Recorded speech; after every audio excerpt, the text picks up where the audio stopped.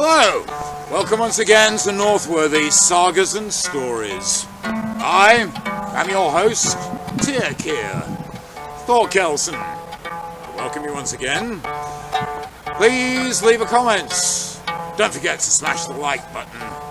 And follow us on Twitter and read it. Now then, this is a story from Denmark.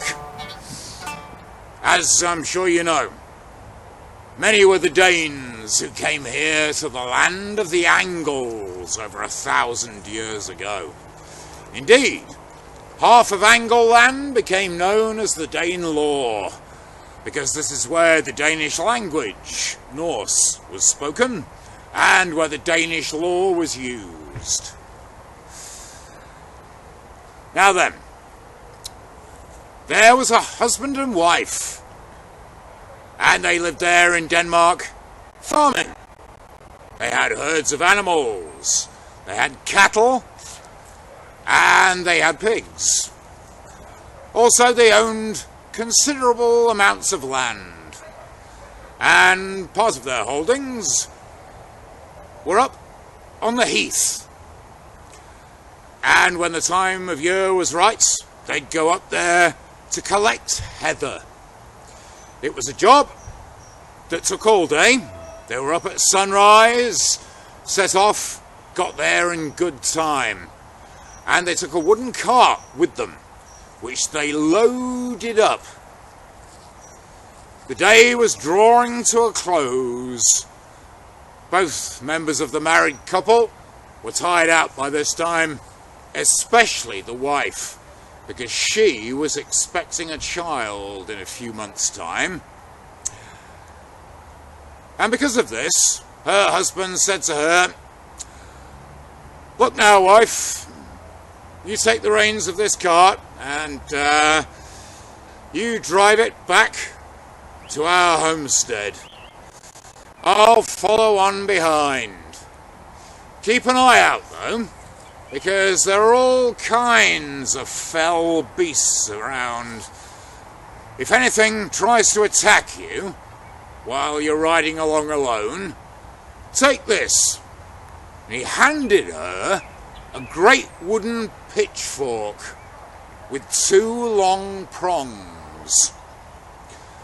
And thus equipped, his wife set off, took the reins and urged the horses onwards, and the cart rattled off over the heath.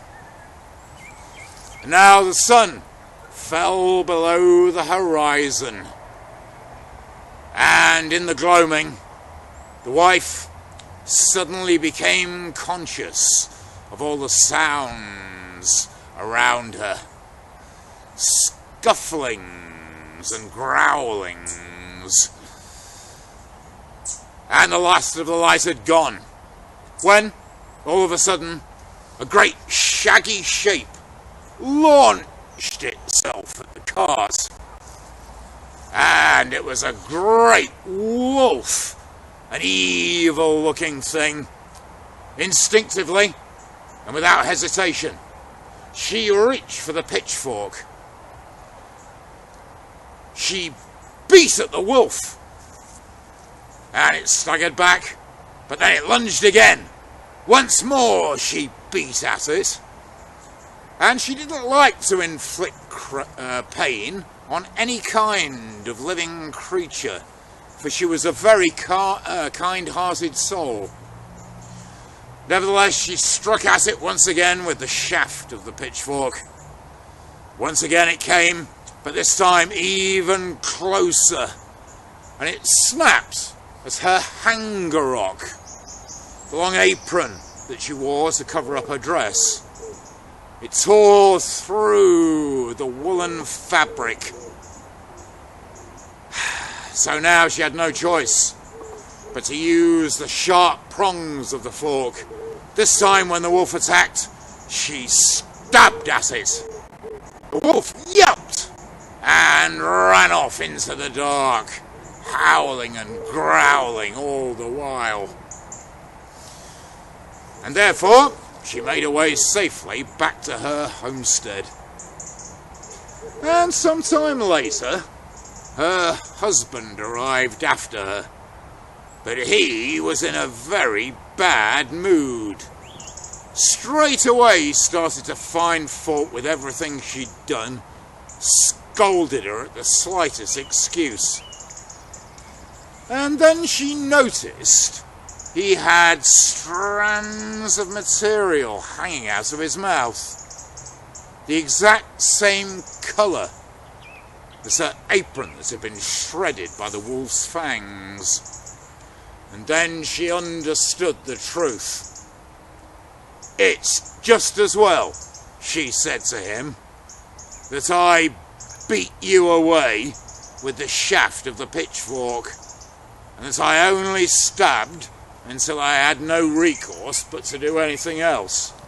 And it's just as well for you. And furthermore, now that I know that you're a werewolf, and all this has come out into the open, you'll never be able to change your shape again. And that will be the end of this matter for all time." And so it was. That was the end of the problem, and the end of the werewolf husband. And it's also the conclusion to this tale, which I hope you've enjoyed. Please carry on watching and click on the notification bell.